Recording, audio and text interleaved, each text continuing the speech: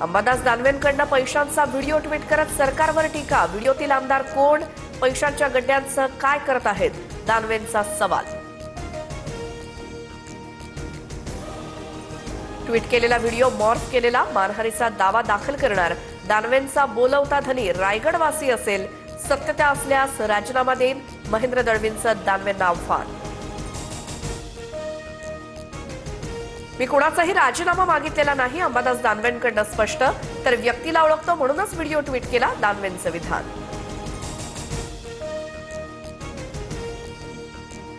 महेंद्र दळवींनी व्हिडिओबाबत स्पष्टीकरण दिलं। दानवेंनी ट्विट केलेला व्हिडिओ मॉर्फ केलेला, संजय शिरसाट यांची प्रतिक्रिया।